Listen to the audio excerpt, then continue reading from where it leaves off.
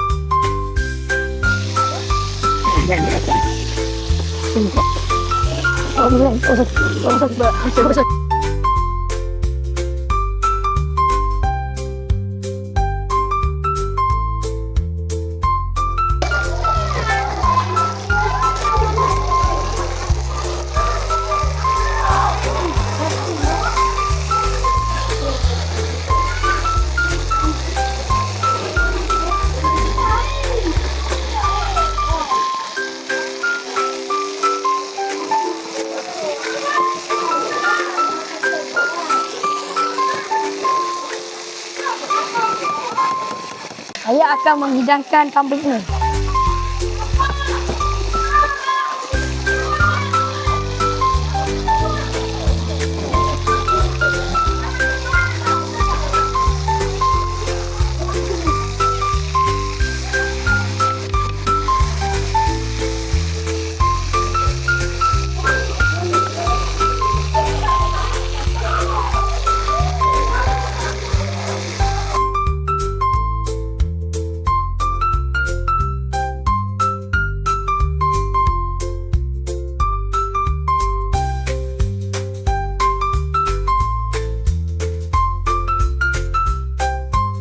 Kita akan pakai minyak gorengan daging itu tadi untuk membuat sos black pepper.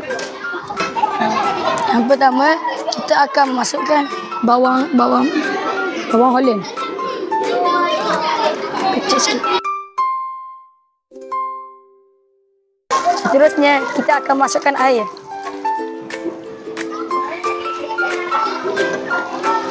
Kita akan memasukkan tepung jagung, air tepung jagung. Terusnya saya akan masukkan sos black lada hitam.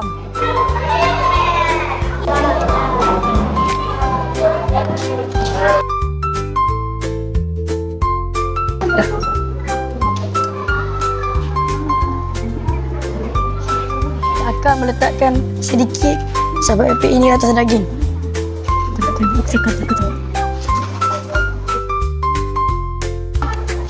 Seterusnya saya akan memotong tomato untuk membuat hiasan.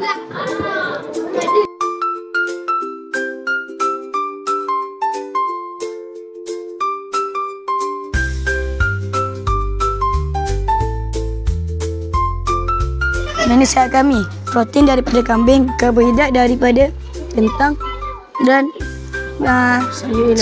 vitamin E daripada salad dan tomato. Sekian, wabillahi taufiq wa hidayah. Wassalamualaikum warahmatullahi wabarakatuh. Sekian, terima kasih.